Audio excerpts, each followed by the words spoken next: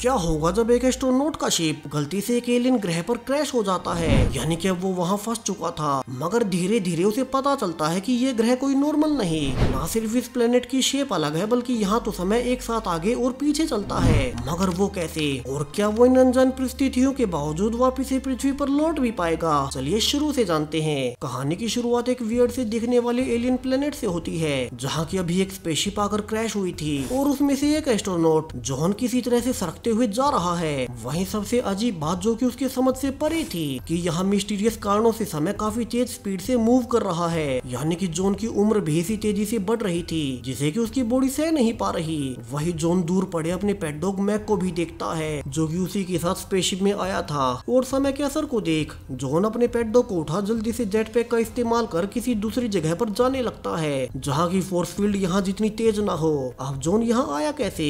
कहानी कुछ समय पहले जाती है, जब जॉन अपने स्पेसशिप से अकेला ही एक दूसरी इंसानी कॉलोनी तक जा रहा था। दरअसल अभी पृथ्वी पर साल 2080 चल रहा है और इंसानों ने तरक्की करते हुए ऐसे ऐसे स्पेसशिप्स बना लिए जो कि उन्हें अन्य दूसरी गैलेक्सीज तक ले जा सकते थे। और अब वे अलग अलग ग्रहों पर जा उनकी जांच कर रहे हैं। उनका लक्ष्य ऐसे ग्रहों को ढूंढना था जहाँ का वातावरण इंसानों के रहने के अनुकूल हो। और ऐसे ही भेजे गए अनेकों शिप्स में से एक शिप यहाँ जॉन का भी था, जो कि काफी ज्यादा ड्रिंक करता हुआ लापरवाही से शिप उड़ा रहा है। तो वहीं पृथ्वी से जॉन की माँ से लगातार मैसेजेस भी भेजे जा रही थी कि उसे ड्रिंकिंग करनी बंद कर देनी चाहिए और इससे उसका दुख कम नहीं होगा। और यहाँ से रिवील होता है कि दरअसल जॉन की फियोंसे की एक हादसे में मौत हो गई थी, जिसके बाद से जॉन की मानसिक हालत बिगड़ गई और उसने इतना ज्यादा पीना शुरू कर दिया। वहीं ऐसे ही उसकी ड्रिंकिंग के कारण एक दिन गलती से जॉन का शिप उसी एलियन प्लेनेट पर जाकर क्रैश हुआ, जिस पर वैसे तो सांस लेने लायक ऑक्सीजन मौजूद थी, मगर फोर्स फील्ड के कारण वहाँ समय और ग्रेविटी बहुत अलग ढंग से काम कर रहे थे। अब प्रेजेंट में जॉन अपने डॉग के साथ उसी प्लेनेट की दूसरी जगह पर लैंड करता है, जहाँ की पहले जैसे फोर्स फील्ड नहीं थी। तो वहीं यहाँ का मौसम उसके लैंड किए गए मौसम से बिल्कुल उलट था, जहाँ की कुछ ज्यादा ही ठंड थी। तो जॉन जल्दी से अपने मेन बेस से कम्युनिकेट करने की कोशिश करने लगता है ताकि कोई शिप उसे रेस्क्यू करने आ सके। मगर उसकी बुरी किस्मत की अब उसका डिवाइस भी एक्सीडेंट के कारण बंद पड़ गया था। तो वो अपने डेटा को रिकॉर्ड करने लगता है कि कैसे वो इस विचित्र से प्लेनेट पर आकर क्रैश हो गया। वहीं जहाँ उसका शिप लैंड हुआ था उस जगह पर बेहद ही तेज फोर्स फील्ड थी और वहाँ समय भी तेजी से बढ़ रहा था। सो वो अब कोशिश करेगा कि वो कैसे भी करके अपनी शिप को फिर से स्टार्ट कर इस प्लेनेट से निकल सके। यहाँ जॉन मैक के साथ चलते हुए पूरा ही दिन बिताता है, जहाँ की उसने अपने अलावा इस पूरे ही प्लेनेट पर कोई और जीव नहीं देखा था। तो वो थक हार कर आखिर में शाम को एक जगह रात बिताने का फैसला करता है। वही जॉन अब तक भी अपनी फियांसे को भुला नहीं पा रहा था, तो वो अपनी जेब में पड़ी हुई अल्कोहल को फिर से पीने लगता है और अपनी फियांसे एमा की फोटो को देखने लगता है और याद करता है कि कैसे वो पृथ्वी पर अपनी गर्लफ्रेंड एमा के साथ रहा करता था। वे दोनों एक साथ काफी खुश थे। वहीं मैक भी जॉन को एमा ने ही गिफ्ट किया था और इसलिए ही जॉन उसे हमेशा हर जगह अपने साथ रखता है। जहां उसी वक्त जॉन को नासा की ओर से दूसरे ग्रहों पर जाने का ऑफर मिला, मगर एमा चाहती नहीं थी कि जॉन उसे छोड़कर चला जाए। अब प्रेजेंट में जॉन अकेला ही प्लेनेट पर फंसा हुआ है और चूंकि उसके पास कोई बात करने को भी नहीं, तो वो मैक को ही बताने लगता है कि कैसे ये ग्रह आम ग्रहों जैसा गोल नहीं, आम ग्रह जो कि गोल होते हैं और वहाँ हर जगह एक जैसी कंसिस्टेंट ग्रेविटी होती है, मगर ये ग्रह तो अंडाकार आकृति का है और इसी शेप के कारण यहाँ कई जगहों पर ग्रेविटी हद से ज्यादा होती है तो कई जगहों पर बिल्कुल कम। वहीं ग्रेविटी के ही कारण यहाँ समय भी कई जगहों पर वियर्डली बिहेव कर रहा है। यहाँ के मौसम हर कुछ देर बाद बिल्कुल ही बदल जाते हैं, कहीं बहुत ज्यादा गर्मी है तो कहीं बिल्कुल ज्यादा ठंड, और इसी कारण से शायद जीवन के अनुकूल ऑक्सीजन होने के बावजूद इस ग्रह पर कभी भी कोई जीवन पनपा ही नहीं। तो वहीं यहाँ का समय भी अलग है। हालांकि अभी जॉन को ये नहीं पता कि यहाँ का समय बाकी यूनिवर्स से कितना अलग है, क्योंकि उसका कोई भी डिवाइस यहाँ काम नहीं कर रहा था। तो उसे जल्द ही इसके बारे में पता करना होगा। अब सुबह होने पर जॉन की आंख खुलती है और वो फिर से बचे हुए अल्कोहल को पीकर मैक के साथ फिर से इस ग्रह के बारे में और जानने निकल पड़ता है। और इस बार ध्यान से मैक को देखने पर जान पाता है कि जब वे उस जगह पर क्रैश हुए थे तब फोर्स फील्ड में होने से मैक के चेहरे के बाल ग्रे हो गए, यानी कि वहाँ समय बहुत तेजी से आगे बढ़ रहा था और सेम उसी टाइम उनकी उम्र घट रही थी। और चूंकि डॉग्स का लाइफ पीरियड इंसानों से कम होता है, तो अगर मैक वहाँ दोबारा गया तो वो मर भी सकता है। वही जॉन की उम्र भी कई साल बढ़ चुकी थी, तो उन्हें जल्दी से यहाँ से निकलना होगा और जोन अब कोई एनर्जी सोर्स ढूंढने निकल पड़ता है ताकि अपने शिप को स्टार्ट कर यहाँ से निकल जाए और नासा तक इस वियर्ड प्लेनेट की जानकारी पहुंचा दे, जहाँ दोनों दूर दूर तक फैले इस वीरान बंजर प्लेनेट पर चलते ही जा रहे थे। और काफी दूर चलने के बाद फाइनली उन्हें पानी की एक नदी मिल ही जाती है, जिसकी की जांच करने पर जॉन पाता है कि यहाँ का पानी पृथ्वी के पानी से भी काफी साफ है, क्योंकि यहाँ तो कोई पोल्यूशन करने वाला जीव था ही नहीं। तो जॉन और मैक दोनों पानी में नहाते हैं और बाद में पीने के लिए पानी को स्टोर कर अपने सफर को जारी रखते हैं। तो वहीं कुछ देर बाद जब एक जगह रुक जॉन बाथरूम कर ही रहा था तो वो देख पाता है कि इस ग्रह की अंडाकार आकृति के कारण उसका यूरिन भी इसी गति से मूव कर रहा है, जिसे कि देख जॉन हैरान तो था मगर उसे असली झटका तो अभी लगना बाकी ही था, जहाँ आगे जाने पर उसे एक झरना मिलता है। तो जॉन वहाँ कुछ देर आराम के लिए रुक गया था, मगर कुछ ही देर बाद वहाँ का पानी अपने आप ही पीछे जाने लगता है, जैसे कि वहाँ समय ही उल्टा चलने लग गया हो, जिसे कि देख जॉन भी चौंक जाता है। उसने गलती से एक ऐसे ग्रह को ढूंढ निकाला था जिसकी फिजिक्स इंसानों ने पहले कभी नहीं देखी, मगर अभी तो वो इसके बारे में किसी को भी नहीं बता सकता। वहीं आज का दिन भी एनर्जी सोर्स को ढूंढने में बीत जाता है। सो जॉन अकेला बैठा हुआ फिर से पास्ट को याद करता है, जब उसने एमा के मना करने के बावजूद नासा के ऑफर को मान ही लिया, क्योंकि इस 3 साल के स्पेस मिशन के लिए उसे काफी ज्यादा पैसे मिल रहे थे और एमा से शादी के लिए उसे स्टेबल फ्यूचर चाहिए था। सो जैसे ही वो पृथ्वी से निकला कि उसे पता चला कि पृथ्वी पर एक एक्सीडेंट के दौरान एमा मारी गई और जॉन का वहीं से दिल टूट गया। वहीं वो इसलिए भी दुखी था कि वो आखिरी बार एमा को देख तक नहीं पाएगा और उसी के बाद से उसने इतना ज्यादा पीना शुरू कर दिया और आखिरकार एक दिन इसी लिन प्लेनेट पर आकर क्रैश हो गया। अब रात गुजारने के बाद जॉन फिर से मैक के साथ अपने सफर को आगे बढ़ाता है, जहाँ उसे किसी एनर्जी सोर्स को ढूंढना था। और काफी देर चलने के बाद फाइनली उन्हें कुछ अजीब से फल मिलते हैं। तो जल्दी से जॉन उन्हें चेक करता है और पाता है कि ये फल हाई एनर्जी को कैरी कर रहे हैं और अगर वो काफी सारे ऐसे ही फ्रूट्स को इकट्ठा कर ले तो इनकी एनर्जी से वो अपनी शिप को शुरू कर लॉन्च कर पाएगा, मगर इसके लिए उसे अपनी मशीन से इन फ्रूट्स की एनर्जी को लेने का तरीका ढूंढना होगा। तो आने वाले कई दिनों तक जॉन इसी रिसर्च में लगा रहता है और अपने जेट पैक की मदद से उसने वो तरीका भी ढूंढ निकाला था, मगर शिप के लिए उसे काफी सारे फ्रूट्स चाहिए होंगे। सो वो एक पेड़ पर चढ़ उस पर से फ्रूट्स तोड़ने लगता है, हालांकि उसने ध्यान नहीं दिया कि इसी दौरान उसकी एक रस्सी कट रही है, मगर अभी के लिए वो सेफली नीचे आ जाता है और तोड़े गए सभी ही फ्रूट्स को इकट्ठा कर अब उनमें एक एक में कॉपर वायर्स को लगाने लगता है, जिससे कि वो उनकी एनर्जी का इस्तेमाल कर सके और इसी एनर्जी से उसे अपने स्पेसशिप को रिचार्ज करना था। वही अब जब सब कुछ रेडी हो चुका है तो जॉन वापिस से क्रैश साइट पर आता है, मगर अब प्रॉब्लम ये है कि उसका शिप फोर्स फील्ड के अंदर पड़ा था, जहाँ की समय तेजी से आगे बढ़ रहा है और अगर उसका पेट डॉग मैक फिर से वहाँ गया तो जल्द ही उम्र बढ़ने से मारा जाएगा। तो जॉन मैक को वहीं थोड़ी ही दूर एक पत्थर से बांध देता है और अकेला ही अब बाकी चीजों के साथ शिप के पास जाने लगता है। और जैसा कि होना ही था, फोर्स फील्ड में आते ही अब फिर से समय तेजी से गुजरना शुरू होता है। तो वहीं अब जॉन के साथ वो होता है जिसके बारे में उसने सोचा भी नहीं था। दरअसल समय की तेज गुजरने से जो फ्रूट्स वो अपने साथ लाया था, जब तक जॉन शिप तक पहुंच भी पाता वे सब के सब नष्ट हो चुके थे, जिसे कि देखो से कुछ भी समझ नहीं आता। तो वो गुस्से में फोर्स फील्ड में होने के बावजूद तेजी से शिप की ओर भागता है और शिप में मौजूद अपने दूसरे सामान को निकालने लगता है ताकि अगली बार उसके फल नष्ट ना हो। तो वहीं दूसरी ओर मैक भी अब तक खुद को छुड़ा चुका था और वो तेजी से जॉन की ओर भागकर आने लगता है, जिसे कि जॉन ने भी देख लिया था और वो चिल्लाकर मैक को भगाने की कोशिश भी करता है, मगर फोर्स फील्ड के चलते उस तक आवाज नहीं पहुंच पाती और मैक फोर्स फील्ड में आ ही गया था। सो जॉन जल्दी से सामान निकाल वापिस से रास्ते से मैक को उठाता है और उसे जल्दी से फोर्स फील्ड के बाहर लाने लगता है। वही वो काफी इमोशनल भी था, क्योंकि अभी अनजान ग्रह पर एक मैक ही है जो कि उसके साथ है। वही जॉन को भी पता था कि मैक उसे बचाने ही आ रहा था। तो वो रात होने पर अब सारी ही घटनाएं रिकॉर्ड करता है कि कैसे उसे बहुत सारे फ्रूट्स चाहिए होंगे और आज उसने फ्रूट्स की लाइफ को फोर्स फील्ड के अंदर आने वाले समय के अनुसार कैलकुलेट नहीं किया था, जिस कारण उसका प्लान फेल हो गया। तो अब अगली सुबह दोनों फिर से और ज्यादा फ्रूट्स इकट्ठा करने जाते हैं और जॉन सेम उसी रस्सी से फिर से पेड़ों पर चढ़ फ्रूट्स को तोड़ने लगता है, मगर इस बार जो रस्सी पहले से कटी हुई थी वो ऊपर से टूट ही जाती है और जॉन नुकीली लकड़ियों पर आ गिरा था, जिससे कि उसके शरीर से खून भी आने लगता है। वहीं अब तक तो उसे गुस्सा भी आ रहा था, क्योंकि उसकी इतनी कोशिशों के बावजूद भी वो यहाँ से निकल नहीं पा रहा। तो वहीं उसके पेट डॉग मैक के दूसरी बार फोर्स फील्ड में जाने से उसकी उम्र भी बढ़ गई। तो वो अब सारा गुस्सा मैक पर ही उतारने लगता है और उसे मारता भी है, जिससे कि मैक जॉन से दूर भाग जाता है। तो वही मैक अब पत्थर मारकर ही फ्रूट्स तोड़ रहा था और आखिर में जितने भी फ्रूट्स उससे इकट्ठा होते हैं अब जॉन उन्हें ही फिर से कॉपर वायर से कनेक्ट करने लगता है। तो वहीं अब उसे एहसास भी हो रहा था कि उसे मैक को मारना नहीं चाहिए था और वो भागकर कहीं फिर से फोर्स फील्ड में ना चला जाए जहाँ वो चलते हुए हर ओर देख चुका था, मगर मैक उसे कहीं भी दिखाई नहीं देता। वहीं चूंकि यहाँ का वातावरण पृथ्वी से बिल्कुल अलग है, सो साउंड के बैंड होने से अब मैक को जॉन की आवाज शिप वाली साइड से सुनाई देने लगती है और मैक वहीं जाने लगता है। तो वहीं दूसरी ओर शाम होते होते जॉन भी मैक को ढूंढ ढूंढ कर थक चुका था और उसे लगने लगता है कि एमा की तरह उसने मैक को भी हमेशा हमेशा के लिए खो दिया और वो भी अपनी ही गलती से, जिससे कि वो काफी ही दुखी था।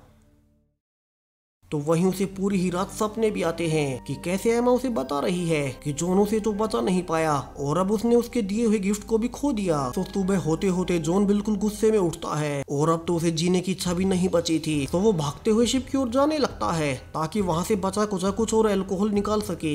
और इस बार बिना समय की परवाह किए जॉन फोर्स फील्ड में जा शिप से बोतल निकाल कर पीने लगता है। तो वहीं फोर्स फील्ड का असर तो था ही, तो वो एक पहाड़ी से नीचे गिरता हुआ अब एक पत्थर से जा टकराता है। यानी कि अब उसे बचाना नामुमकिन है क्योंकि इस जगह पर समय तेजी से गुजरता है और इसी जॉन की उम्र जल्दी से बढ़ते हुए वो मारा जाएगा कि तभी कोई उसके पैर से उसे खींचने लगता है। दरअसल ये कोई और नहीं बल्कि मैक ही था जो कि जॉन को खींच खींच कर फोर्स फील्ड के बाहर ले आया था। मगर अब जब जॉन को होश आता है तो वो देखता है कि उसे बाहर खींचते हुए मैक वहीं मारा गया जहाँ फोर्स फील्ड में समय बढ़ने से उसकी उम्र खत्म हो गई थी। और जॉन ये देख रोने लगता है कि उसकी वजह से मैक की जान चली गई। वहीं एक मैक ही था जो कि एमा के बाद उसका इकलौता साथी बचा था और जॉन अब खुद की भी जान देने की सोचता है कि अचानक से उसे याद आता है कि कैसे इस ग्रह पर कई पॉइंट्स पर टाइम अलग तरह से काम करता है। जैसे शिप क्रैश वाली साइड पर टाइम तेजी से आगे बढ़ता है तो वही उसने मैक के साथ ऐसे झरने को देखा था जिस पॉइंट पर समय पीछे जा रहा था, यानी कि वो मैक को समय में पीछे ले जा उसे बचा सकता है। और यहाँ से जॉन को एक उम्मीद तो मिल ही गई थी, तो वो जल्दी से भागता हुआ वापिस से जंगल में जाता है जहाँ उसने कल कुछ फ्रूट्स इकट्ठा किए हुए थे। वहीं चूंकि इसमें उसने अपग्रेडेड वायर्स को लगाया हुआ था तो वो जल्दी से फ्रूट्स और मैक को उठाकर वापिस से अपनी शिप में आता है और फ्रूट्स की एनर्जी से शिप को स्टार्ट करने लगता है। जहाँ की शिप शुरू में मेल फंक्शन तो कर रहा था मगर काफी कोशिशों के बाद वो स्टार्ट हो ही जाता है। और अब समय को तेजी से गुजरता देख जॉन जल्दी से शिप को उड़ा उसी झरने के पास आ जाता है और दिखता है कि उस पॉइंट पर आते ही अब धीरे धीरे मैक मूवमेंट कर रहा है जिससे कि जॉन खुशी में रो पड़ता है। और अब यहाँ से सीधा 15 साल बाद का समय दिखाया जाता है जहाँ की जॉन वापिस से पृथ्वी पर आ चुका है। वहीं अब भी वो उसी प्लेनेट के झरने से लाया हुआ पानी ही पीता है जिससे कि उसकी उम्र काफी धीमी से बीत रही है। तो वहीं उसका पेट डॉग मैक भी उस दिन समय में पीछे जा जिंदा हो गया था और वो अब तक उसके साथ है। जहाँ ये कहानी तो यहीं खत्म हो जाती है मगर ट्विस्ट ये है कि यहीं से हमारी दूसरी कहानी शुरू होती है। क्या हो अगर जॉन और बाकी इंसानों को रहने के लिए पृथ्वी ही ना मिले।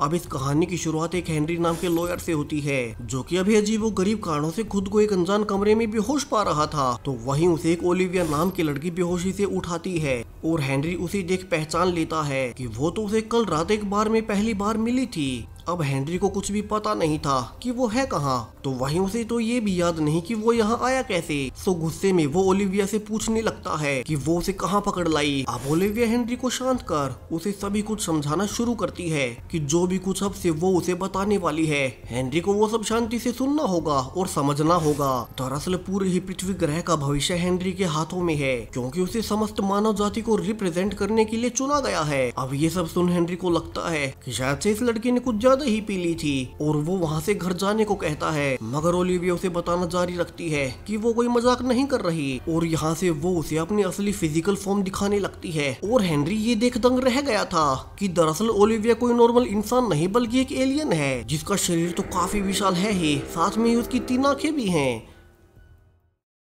और ये सब देखकर तो हेनरी घबरा चुका था। तो वहीं ओलिविया बताना जारी रखती है कि दरअसल वो एक अत्यंत उन्नत एलियन सभ्यता की ओर से उन्हें रिप्रेजेंट करने आई है और चूंकि कोई भी इंसान किसी भी एलियन को देखकर डर जाएगा इसीलिए ओलिविया हेनरी को इंसानी रूप में दिखाई दे रही है। दरअसल उसके एलियन क्लाइंट्स को पृथ्वी से कुछ लेना है और उनके सोलर सिस्टम्स के रूल के हिसाब से वे बिना इंसानों की परमिशन के पृथ्वी से कुछ नहीं ले सकते। तो उन्होंने मिलकर हेनरी को चुना है जो की एक लॉयर है और वो अब इंसानों को रिप्रेजेंट करेगा। यहाँ हैरान परेशान परेशान हेनरी पूछता भी है कि एलियंस को पृथ्वी से चाहिए क्या, और ओलिविया कहती है कि दरअसल उन्हें पृथ्वी से उनके सारे ही समुद्र और पानी चाहिए, जिसे कि वे एक छोटा सा वर्म होल बना अपनी गैलेक्सी में ले जाएंगे और आज इसी ट्रीटी पर एलियन और इंसानों की बीच सुनवाई होगी। अब ये सुनने की बात तो हेनरी भड़क उठा था और वो कहता है कि मगर ओशियंस के खत्म हो जाने से तो सारे ही इंसान मारे जाएंगे और वो इसके लिए बिल्कुल भी तैयार नहीं। जिसके बाद ओलिविया एलियंस की रूल बुक इंसानी भाषा में हेनरी को दिखाती है और बताती है कि उनके रूल्स के हिसाब से वे अफेक्ट होने वाले स्पीशीज के एक रिप्रेजेंटेटिव से नेगोशिएशंस करेंगे और एलियंस ने इसके लिए हेनरी को चुना है क्योंकि वो एक लॉयर है और उनके रूल्स के हिसाब से वो इंसानों को रिप्रेजेंट करने के लिए क्वालिफाई कर जाता है। इसके अलावा उनके पास लिमिटेड टाइम होगा और अगर तब तक हेनरी इस ट्रीटी को कैंसिल नहीं करवा पाता तो टाइम खत्म होने के बाद एलियन सारे ही समुद्रों को पृथ्वी से छीन लेंगे। और चूंकि अलग अलग स्पीशीज के लिए समय अलग तरह से काम करता है तो इंसानी मानकों के अनुसार हेनरी के पास इस केस को जीतने के लिए सिर्फ और सिर्फ 5 मिनट होंगे। अब ये सुनने के बाद तो हेनरी उठ खड़ा हो जाता है और चिल्लाने लगता है कि ये सब उनके साथ गलत हो रहा है। वो खुद शायद से दुनिया के सबसे घटिया लॉयर्स में से एक रहा है जो कि कोर्ट में ट्रैफिक चालान के लिए केस लड़ता है और वो भी हमेशा हार जाता है। तो एलियंस ने जानबूझकर इंसानों की ओर से उसे चुना है ताकि वो कुछ भी ना कर सके।